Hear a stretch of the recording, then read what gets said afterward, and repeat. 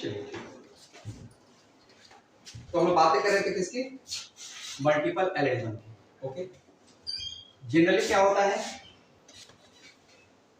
One character is controlled bye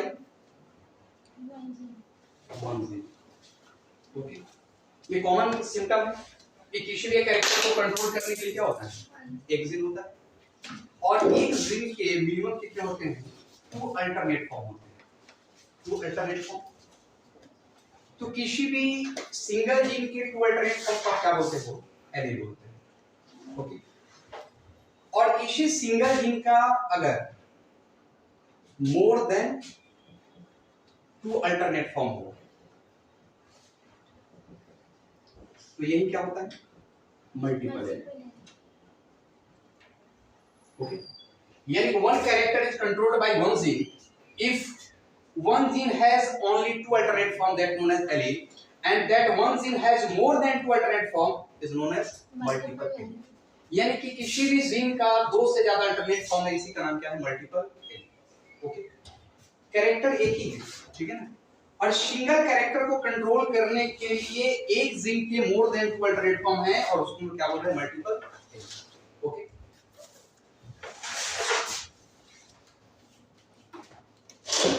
like कोई gene है ए, okay, और ए जीन में क्या होता है, म्यूटेशन। ए जीन में म्यूटेशन होने के बाद इसके 2 अल्टरनेट फॉर्म बनते हैं, कैपिटल ए और स्मॉल ए। तो after mutation gene A is converted into capital and small, यानी कि इसका 2 अल्टरनेट फॉर्म बना, कैपिटल ए स्मॉल, और ये क्या बन गया, एलील। फिर क्या होता है, नेक्स्ट टाइम रिपीटेड म्यूटेशन होता है इसमें, और रिपीटेड म्यूटेशन के बाद इस स्मॉल ए का 2 अल्टरनेट फॉर्म आता है, कैपिटल ए तो ऑलरेडी पहले से था, स्मॉल ए के साथ आता है कौन, स्मॉल ए डैश। तो यहां पे क्या हो गया, 3 अल्टरनेट फॉर्म, और इसी का नाम क्या है, मल्टीपल एलील। ओके, यानी कि किसी पार्टिकुलर जीन के अंदर में सिंगल म्यूटेशन होगा तो एलील, अगर मोर देन 1 टाइम म्यूटेशन होता है, 2 टाइम म्यूटेशन होता है, तो क्या बन जाता है, मल्टीपल एलील। तो ये मल्टीपल एलील रिप्रेजेंट क्या करता है, किसी भी जीन का मोर देन 2 अल्टरनेट फॉर्म, और ये क्या बनता है, मल्टीपल एलील। अब यहाँ पे कंडीशन ये है, कंडीशन क्या है, कंडीशन ये है कि किसी भी पार्टिकुलर कैरेक्टर को कंट्रोल करने के लिए एक जीन है, और उस जीन के क्या है, मोर देन 2 अल्टरनेट फॉर्म है। जस्ट लाइक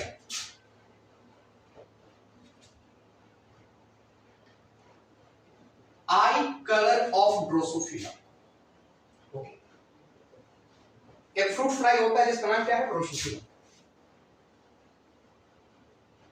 तो आई colour of Drosophila is controlled bye 50 alleles. Okay, ये 50 एलील्स रिप्रेजेंट क्या करते हैं कि कोई पार्टिकुलर जीन है और उस जीन के 15 अल्टरनेट फॉर्म है।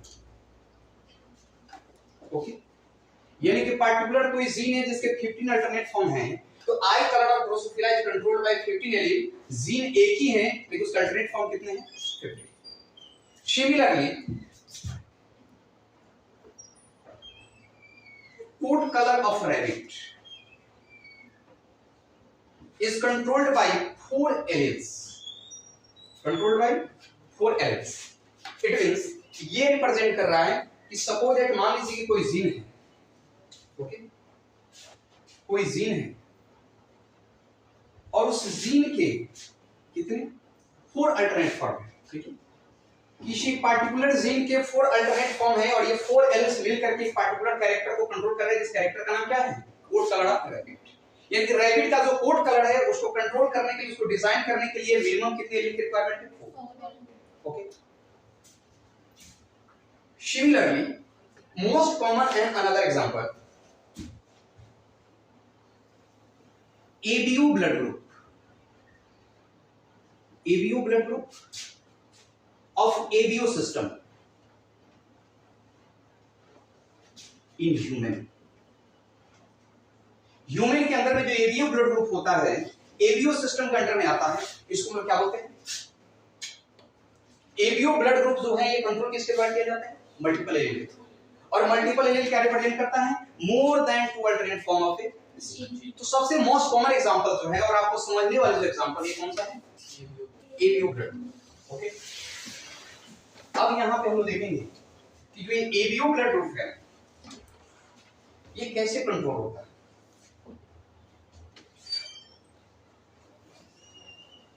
ओके चलिए, अब यहाँ पे एक एग्जांपल है और एग्जांपल का नाम क्या है, एबीओ ब्लड ग्रुप।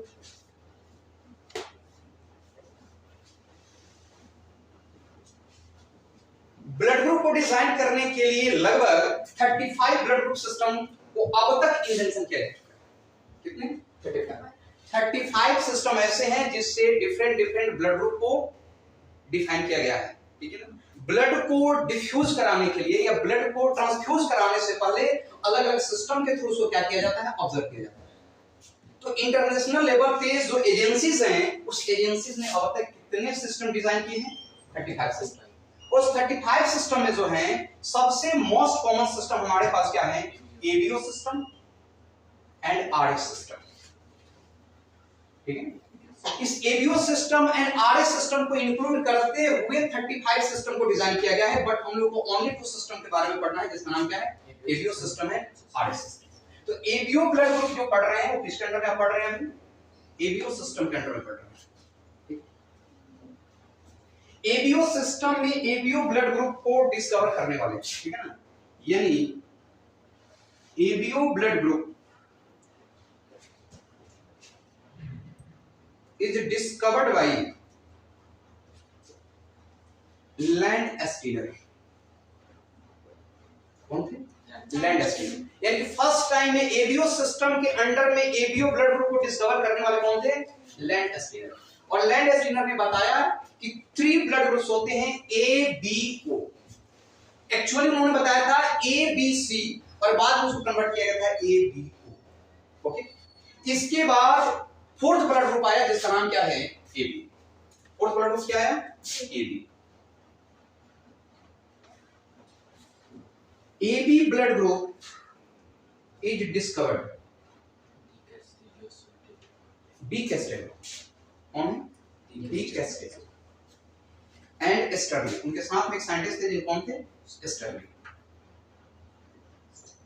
तो डी कैस्टेलो स्टर्लिंग ने मिलकर के एबी ब्लड ग्रुप का डिस्कवर किया था, जबकि एबीओ ब्लड ग्रुप को डिस्कवर करने वाले कौन है, लैंड एस्टीनर। ओके, नोट करेंगे इसको। ABO blood group is discovered by Landsteiner and AB blood group is discovered by D. Castello and Sterling.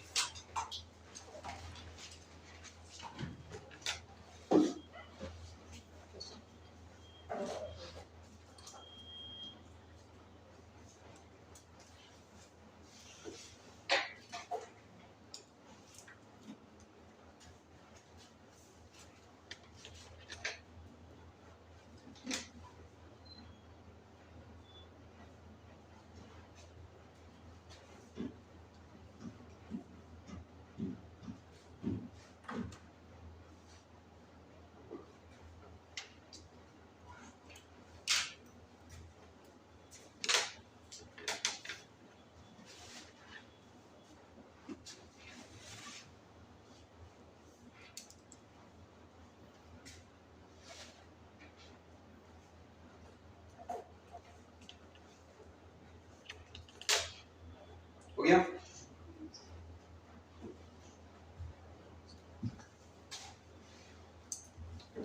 हो गया।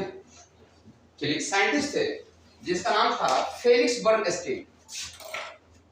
क्या नाम था, फेलिक्स बर्नस्टीन। फेलिक्स बर्नस्टीन ने पहली बार बताया कि how to transmit blood group A, blood group B, blood group O and blood group A. यानी कि blood group A B and O कैसे ट्रांसमिट होता है वन जनरेशन से नेक्स्ट जनरेशन में, इसके बारे में कंसेप्ट जनरेट करने वाले साइंटिस्ट है जिसका नाम था फेलिक्स बर्नस्टीन। फेलिक्स बर्नस्टीन ने बनाया कि what is the mode of inheritance of blood group A B and O.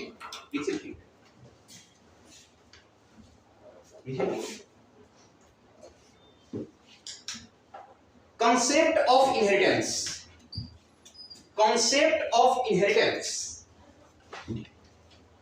concept of inheritance of blood group A B, AB and O was given by Fredericksburg State, given by Fredericksburg State, Fredericksburg State. Okay, चलिए next हम लोग बात करेंगे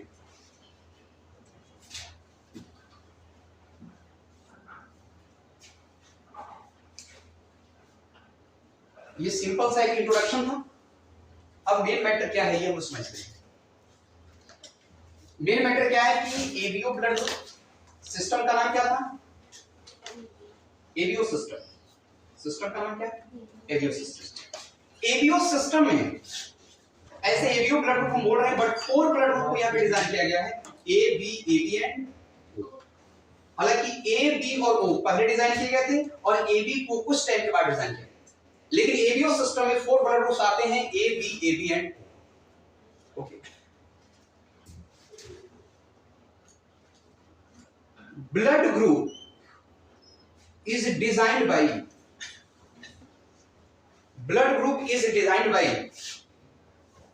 antigen. ठीक है, blood group को design करने वाला एक प्रोटीनियस कंपोनेंट होता है जिसका नाम क्या है? एंटीजेन। और antigen is present at the surface of RBC, eight the surface of RBC. RBC के सरफेस पे एक प्रोटीनियस मॉलिक्यूल होता है जिसका नाम क्या है? एंटीजेन, और वही डिसाइड करेगा कि ब्लड ग्रुप क्या होगा। और इस एंटीजेन जो सरफेस ऑफ आरबीसी पे प्रेजेंट है, इसको कंट्रोल करने के लिए ब्लड प्लाज्मा में एक और प्रोटीनियस केमिकल बनता है जिसका नाम क्या है? एंटीबॉडी। ठीक है, antibody is present in blood plasma, in blood plasma. ठीक है, और सीरम, इसको हम सीरम भी बोलते हैं। ब्लड प्लाज्मा को क्या बोलते हैं? सीरम।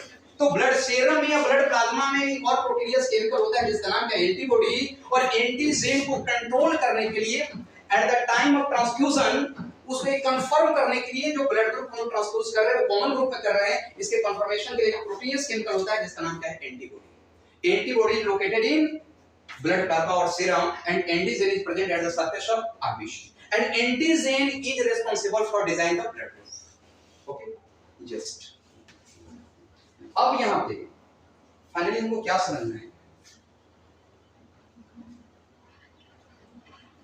ये बात कंफर्म है कि आपके जो भी ब्लड ग्रुप है उस ब्लड ग्रुप को डिजाइन करने के लिए एक रिस्पांसिबल है कौन? एंटीजेन। और उस एंटीजेन को प्रोड्यूस करने के लिए रिस्पांसिबल है एक जीन। उस जीन का नाम क्या है? आई। जीन का नाम क्या है? I. I gene is responsible for production of antigen. I gene is responsible for production of antigen. Gene I is present कहां? Present at chromosome number 9, chromosome number 9। ठीक है, I gene is present as chromosome number 9 और chromosome number 9 के भी short arm है। किस पे? Short arm. आप क्रोमोसोम पे फोकस करेंगे, सेंट्रोमियर के पोजीशन के अकॉर्डिंग एक फर्स्ट आर्म और सेकंड आर्म, 2 आर्म होते हैं। एक आर्म जो होते हैं वो शॉर्ट होते हैं और एक आर्म जो होते हैं वो लॉन्ग होते हैं। तो शॉर्ट आर्म पे, क्रोमोसोम नंबर 9 के शॉर्ट आर्म पे एक जीन प्रेजेंट होता है जिसका नाम क्या है? I gene. और I gene is responsible for production of antigen और antigen is responsible for design the blood. Okay, अब यहां पे क्रोमोसोम नंबर 9 के शॉर्ट आर्म पे एक जीन प्रेजेंट है जिसका नाम क्या है? Gene I. क्या कहता है? There are 3 alternate form. There are 3 alternate form of gene I. Gene I के 3 alternate form। अब यहां पे जो I जीन है उस I जीन के 3 alternate form हैं और वो alternate form कौन है? IA, IB, I0 या स्मॉल I। ठीक है, यानी कि जीन आई के जो 3 अल्टरनेट फॉर्म है वो कौन से हैं? आईए, आईबी और आई और स्मॉल आई। ओके, अब यहां पे जो हम लोग बात कर रहे हैं किसकी? जीन आईए की, responsible for production of antigen A. ये प्रोड्यूस क्या करेगा? Antigen. Gene IB is responsible for production of antigen और I naught or small I is not responsible or not able to produce antigen. I naught जो होता है वो किसी भी एंटीजन को प्रोड्यूस करने के लायक नहीं होता है, यानी कोई भी एंटीजन वो प्रोड्यूस नहीं करता है। ओके, अब यहाँ पे आपको जो एंटीजन मिले, एंटीजन ए मिले, एंटीजन बी मिले और कौन मिले? जीरो। कौन से मिले? जीरो एंटीजन, कोई एंटीजन नहीं है तो इसको आप क्या बोल दोगे? जीरो। यानी कि I naught के थ्रू जो एंटीजन बनेगा वो तो बनेगा ही नहीं, और नहीं बनेगा तो वहां पे हम मान लेंगे जीरो। क्या मानेंगे? जीरो। ओके, चलिए, जीरो का मतलब नील, अपसेट। Okay, now move. अब यहां पे आपके ब्लड में आरबीसी के सरफेस पे 3 टाइप्स के एंटीजन का प्रोडक्शन हो रहा है और वो भी अलग अलग सिंपल। ओके, अब सबसे बड़ी मैटर क्या है, ये जो मल्टीपल एलील आप देख रहे हैं, ये मल्टीपल एलील क्या है? More than 2 alternative, okay, of A series. अब कॉमन जो भी एनिमल या प्लांट है, ठीक है, यानी कि कोई भी जो ऑर्गेनिज्म है वो क्या है? डिप्लॉयड। कॉमनली कौन है? डिप्लॉयड। और डिप्लॉयड ऑर्गेनिज्म क्या है? वो कैरी करेंगे, carry only 2 form of A series. एक जीन के 2 ही फॉर्म कैरी कर पाएंगे, और मल्टीपल एलील क्या करता है? More than 2 alternative. और आप या कोई भी डिप्लॉयड ऑर्गेनिज्म कितने कैरी करेंगे? ओनली 2। तो जब ओनली 2 कैरी करेंगे और अगर ये मल्टीपल एलील है, मोर देन 2 है, तो उसके लिए क्या करना? ये किसी ऑर्गेनिज्म में कैरी होंगे या नहीं होंगे? मल्टीपल एलील किसी पार्टिकुलर ऑर्गेनिज्म में कैरी होंगे या नहीं होंगे? नहीं। ये कैरी किए जाएंगे पॉपुलेशन में। किसमें? पॉपुलेशन में। यानी कि मल्टीपल एलील और allelism is study in population, not in a particular और इंडिविजुअल ऑर्गेनिज्म। किसी भी इंडिविजुअल ऑर्गेनिज्म के पास ओनली 2 अल्टरनेट फॉर्म हो सकता है, ओनली एलील हो सकता है, मल्टीपल एलील उसके पास नहीं हो सकता। इसे मल्टीपल एलील पे स्टडी करेंगे कहां पे आप? पॉपुलेशन। ओके, नाउ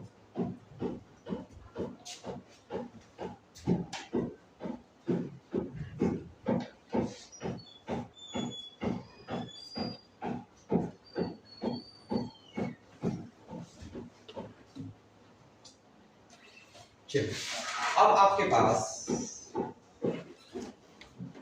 एंटीजन, अब एंटीजन में आपको क्या मिला था? एंटीजन ए, एंटीजन बी, और हो सकता है एंटीजन ए एंड बी दोनों, या हो सकता है कि एंटीजन बी, क्योंकि आई नॉट ने कोई प्रोड्यूस नहीं किया। और जो एंटीजन होगा वही डिजाइन करेगा कौन? आपका ब्लड। अब एंटीजन ए तो ब्लड ग्रुप भी क्या होगा? ए। एंटीजन बी तो ब्लड ग्रुप भी क्या होगा? B. Antigen A and B तो ब्लड ग्रुप भी क्या होगा? A B. और एंटीजन बी तो ब्लड ग्रुप क्या हो जाएगा? ओ। क्या हो जाएगा? एक्चुअल में एंटीजन एब्सेंट है, कंडीशन क्या है? 0, और सिस्टम में 0 नहीं होता है, सिस्टम में डिजाइन करते हैं इसको ओ। ठीक है ना? तो यहाँ पे ब्लड ग्रुप क्या मिला? O, sorry, A B and O. इसकी वजह से antigen A, antigen B, antigen A and B और एंटीजन एब्सेंट और नील। अब कंडीशन क्या है? एंटीजन को कंट्रोल करने के लिए क्या बनेगा? एंटीबॉडी। यानी कि हर ब्लड के सैंपल में, उसके सीरम में या ब्लड प्लाज्मा में क्या बनेगा? एंटीबॉडी बनेगा। यदि एंटीजन ए है तो यहाँ पे एंटीबॉडी कौन सा बनेगा? बी। बी है तो एंटीबॉडी कौन सा बनेगा? ए। और ए एंड बी है तो यहाँ पे एंटीबॉडी के बनाने की कोई जरूरत नहीं है, और यहाँ पे एंटीबॉडी क्या हो जाएंगे? नहीं। यहाँ पे कोई अगर एंटीजन नहीं है तो दोनों ही एंटीबॉडी की रिक्वायरमेंट है, यानी कि ए एंड बी दोनों ही एंटीबॉडी। ठीक है, तो कंडीशन क्या है कि अगर ब्लड ग्रुप ए बी है तो एंटीबॉडी नहीं है, अगर ब्लड ग्रुप ओ है उसके पास एंटीजन नहीं है।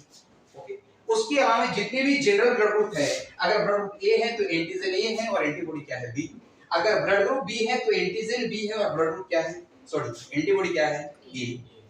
अगर ब्लड ग्रुप ए बी है तो एंटीजन क्या होगा, ए एंड बी, और उसका एंटीबॉडी क्या होगा, नील, कोई नहीं।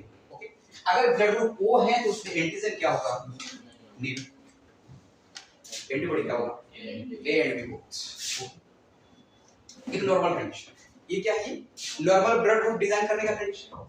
अब यहाँ पे चूंकि आप डिप्लॉयड है और मोस्टली ऑर्गेनिज्म क्या है, डिप्लॉयड है, यानी इनके पास क्या है,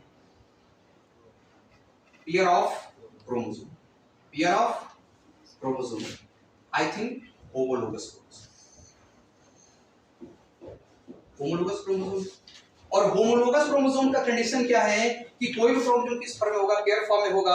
अगर यहाँ पे जीन है IA तो इस पर भी कोई ना कोई एक जीन होंगे, और वो जीन कौन सा हो सकते हैं, IA हो सकते हैं, IB हो सकते हैं, कुछ भी हो सकते हैं।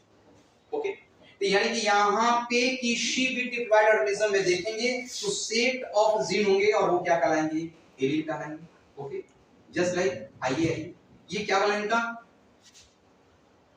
जीनोटाइप, क्या बना इनका, जीनोटाइप।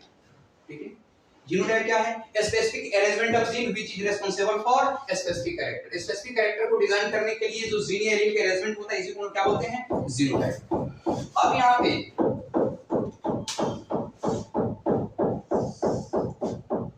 अब कंडीशन ये है, हमको समझना क्या है कि अगर कोई भी ह्यूमन है, ह्यूमन ऑलरेडी क्या है, डिप्लॉयड, और डिप्लॉयड का मतलब पेयर ऑफ क्रोमोसोम, और पेयर ऑफ क्रोमोसोम का मतलब pair of gene that known as allele. Okay, एक जीन के दो अल्टरनेट फॉर पेयर में रहेंगे और वो क्या होंगे, एलील। यानी कि ह्यूमन के पास डिप्लॉयड ऑर्गेनिज्म होने की वजह से क्या होंगे, एलील होंगे, और जिसको हम क्या बोलेंगे, जीनोटाइप। तो यहाँ पे हम लोग मानेंगे पॉसिबल जीनोटाइप, क्या मानेंगे, पॉसिबल जीनोटाइप। यानी कि कौन कौन से जीनोटाइप की पॉसिबिलिटी बनती है ब्लड ग्रुप को डिजाइन करने के लिए। सपोज दैट कोई इंडिविजुअल है और जिसमें होमोलोगस क्रोमोसोम पे जीन कौन से हैं, IA, तो यहाँ पे ब्लड ग्रुप क्या बनेंगे, A। अगर उसके होमोलोगस क्रोमोसोम पे जीन है IA तो फिर ब्लड ग्रुप क्या डिजाइन होंगे, A। अगर उसके होमोलोगस क्रोमोसोम पे जीन है IB तो ब्लड ग्रुप क्या डिजाइन होंगे, AB। अगर उसके होमोलोगस क्रोमोसोम पे जीन है IB तो ब्लड ग्रुप क्या डिजाइन होंगे, B। अगर उसके होमोलोगस क्रोमोसोम पे जीन है IB तो ब्लड ग्रुप क्या डिजाइन होंगे, B। अगर उस पे है I0 तो ब्लड ग्रुप क्या डिजाइन होंगे, O। ओके, यानी कि 1 2 3 4 5 6 कितने जीनोटाइप की पॉसिबिलिटी है, 6 जीनोटाइप की क्या है, पॉसिबिलिटी। ओके, यानी कि यहाँ पे IA जीनोटाइप का ब्लड ग्रुप A और IA से भी क्या बनेगा, यानी कि ब्लड ग्रुप A के दो जीनोटाइप हैं, ब्लड ग्रुप B के भी दो जीनोटाइप हैं, AB के सिंगल जीनोटाइप हैं और O के भी सिंगल जीनोटाइप है। ठीक है, ओवरऑल कितने, 6 जीनोटाइप की पॉसिबिलिटी बनती है ह्यूमन के अंदर ब्लड ग्रुप को डिजाइन करने। Okay,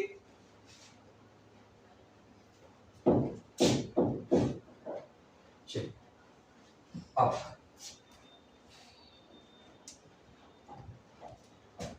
just like as example,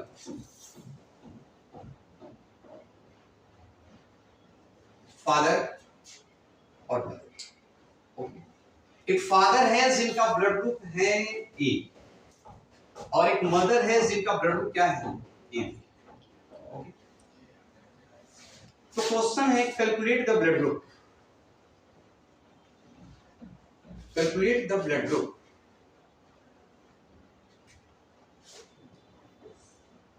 in next generation. ठीक है, यानी नेक्स्ट जनरेशन में कौन कौन से ब्लड ग्रुप पॉसिबिलिटी है ये आपको कंफर्म करना है। नेक्स्ट जनरेशन में जो ब्लड ग्रुप होंगे कौन कौन सा, सिंपल से है, फादर के जो ब्लड ग्रुप है ये तो जीनोटाइप क्या होंगे, IA या IA। तो ये फादर का कंडीशन है और मदर का कंडीशन कौन सा है, IA। अब यहाँ पे कंडीशन क्या होगा बाबू, चाहे IA या IA। ओके, और यहाँ पे कंडीशन क्या है, IA। तो यहाँ पे पॉसिबिलिटी क्या बनता है, दो gamete, two types of gamete. पहला गैमेट जो बनेगी वो आईए बनेगी और दूसरा गैमेट आईबी। अगर यहाँ पे आप आईए लेते हैं तो एक टाइप के गैमेट बनेंगे, सिंगल टाइप के गैमेट बनेंगे वो कौन होंगे आईए। और यहाँ पे ब्लड ग्रुप क्या डिजाइन होगा ए, और यहाँ पे ब्लड ग्रुप क्या डिजाइन होंगे ए।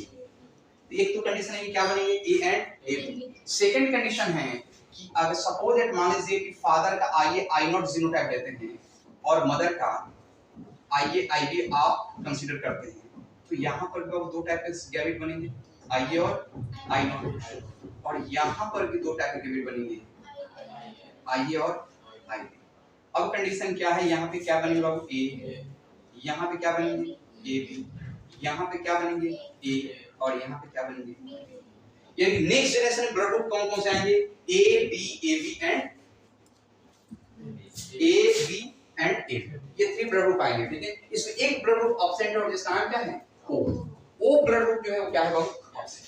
ठीक है, और इसके अलावा ओवरऑल 3 ब्लड ग्रुप क्या हो सकते हैं प्रेजेंट। तो किसी भी पेरेंट्स का अगर ब्लड ग्रुप दिया होगा उसके नेक्स्ट जनरेशन के ब्लड ग्रुप की पॉसिबिलिटी को समझना है, तो फाइनली आपको करना क्या होगा उसके जीनोटाइप पे फोकस करना होगा कि अगर कोई भी ब्लड ग्रुप दिया है उसका जीनोटाइप क्या है, और क्रॉस ऑलवेज जीनोटाइप से गैमेट बना करके क्रॉस कराना है, डायरेक्ट ब्लड ग्रुप को कराना है। ओके, यानी कि ब्लड ग्रुप के जीनोटाइप को फोकस करेंगे और जीनोटाइप से गैमेट को क्रिएट करेंगे और गैमेट टू गैमेट क्रॉस करा करके हम समझने की कोशिश करेंगे कि नेक्स्ट जनरेशन में ब्लड ग्रुप कौन कौन से हो सकते हैं। ओके, बस समझे। अब यहां से नेक्स्ट सिस्टम पे हम बात करेंगे और उस सिस्टम का नाम क्या होगा RH blood group system. Okay, बात करेंगे किसके आरएच ब्लड ग्रुप सिस्टम, और आरएच ब्लड ग्रुप सिस्टम क्या कहता है ये आप समझने की कोशिश करेंगे। ओके, चलिए नोट करें रेडी क्या होगा RH blood group system.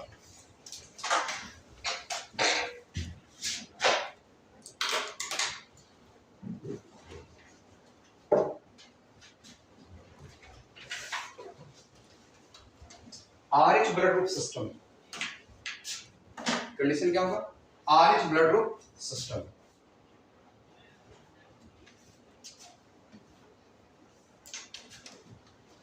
Okay, अभी हमने क्या देखा कि कोई भी ब्लड है, यानी कोई भी ब्लड का सैंपल है, उस ब्लड के सैंपल में आप आरबीसी पे फोकस करते हैं और इस आरबीसी के सरफेस पे यदि आपको ब्लड ग्रुप यदि आपको एंटीजन ए दिखता है तो इसका ब्लड ग्रुप क्या होगा ए।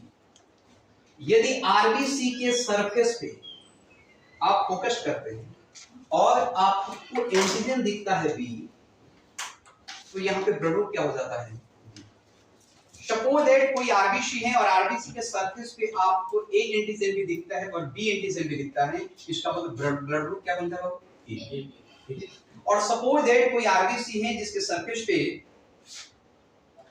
कोई एंटीजन नहीं दिखता है, इसके लिए ब्लड ग्रुप आप क्या मानते हैं, यानी कि just focused on eight the surface of RBC, RBC के सरफेस पे जो एंटीजन दिखेगा वही ब्लड ग्रुप हम डिसाइड करेंगे। अब ये कंडीशन क्या है, आरएच ब्लड ग्रुप सिस्टम क्या कहता है कि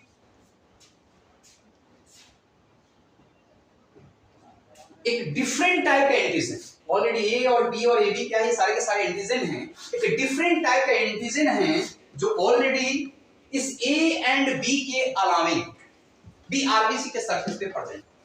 और सबसे पहले इस एंटीजन के बारे में देखा गया था रेसस मंकी, इसमें रेसस मंकी, यानी कि रेसस मंकी के ब्लड में इस चीज को ऑब्जर्व किया गया था कि एंटीजन ए एंड बी के अलावा एक डिफरेंट टाइप के एंटीजन आरबीसी के सरफेस पे प्रेजेंट है और उस पे उसको ऑलरेडी नेमिंग किया गया आरएस फैक्टर।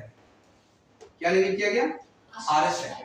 कभी कभी ऐसा होता है कि ऑलरेडी जल्दी में कोई नाम डिजाइन नहीं हो पाता है, तो जैसा उसका कंडीशन होता है उस कंडीशन के अकॉर्डिंग हम क्या करते हैं नेमिंग करते हैं। क्योंकि फर्स्ट टाइम रेसस मंकी के अंदर इसको फोकस किया गया था, उसके अंदर में ऑब्जर्व किया गया था, जिसका नाम क्या रख दिया गया RS factor. and another antigen RS factor is also present at the surface of। अब कंडीशन क्या है कि जो ये RS फैक्टर है ये आरबीसी के सरफेस पे प्रेजेंट हो भी सकता है और प्रेजेंट नहीं भी हो सकता है, ये प्रेजेंट हो सकता है और एब्सेंट हो सकता है। Okay, now RH blood group system, RH blood group system,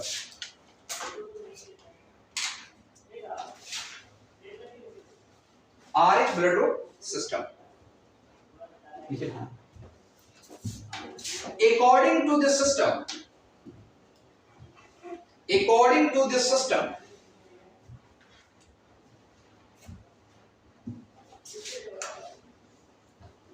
and another antigen,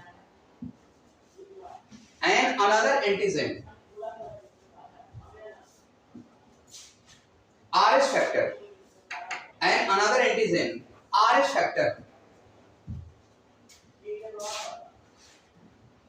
is synthesized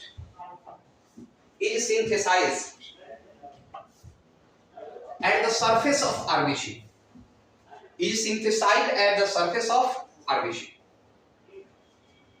Is synthesized at the surface of RBC.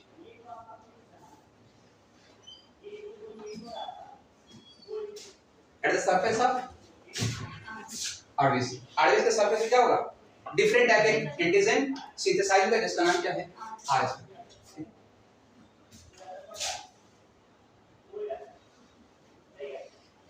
Antigen RH factor is produced by the effect of gene R. Okay, now note it. Antigen RH factor is produced by the effect of antigen R. Antigen R. Okay, अब यहां पे antigen RH factor जो है उसको produce करने के लिए responsible कौन है? एक जीन है, और जीन का नाम क्या है?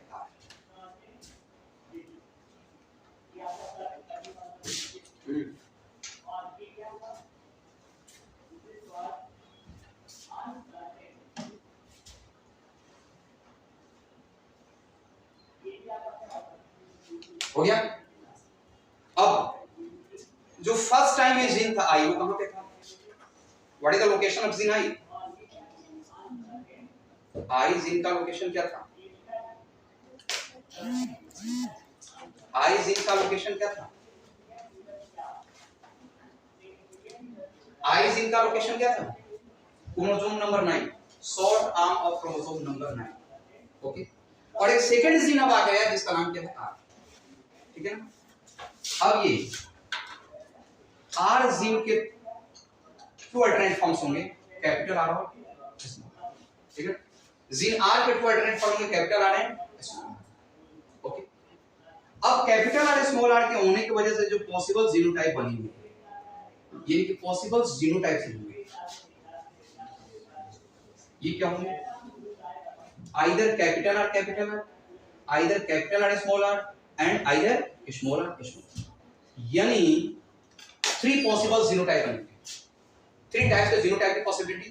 Capital R dominant homozygous, capital R heterozygous, small R recessive homozygous. यानी कि कैपिटल आर एक डोमिनेंट होमोजाइगस जो है,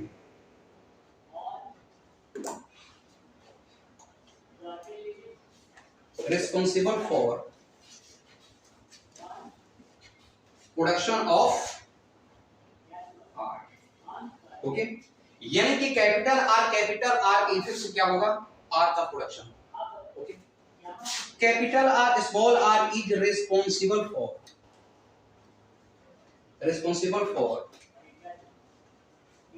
प्रोडक्शन ऑफ आर। ओके, यानी production of RH factor, capital R के कॉम्बिनेशन का RH फैक्टर का प्रोडक्शन होगा।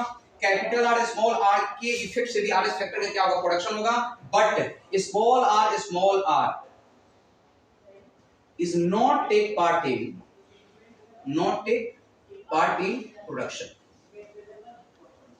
Production of RH। यानी कि यहां पे RH फैक्टर का प्रोडक्शन नहीं, स्मॉल आर के इफेक्ट से RH फैक्टर का प्रोडक्शन नहीं। ओके नाउ अब कंडीशन क्या बनेगा, ये जो एंटीजन आरएस फैक्टर है यदि जीनोटाइप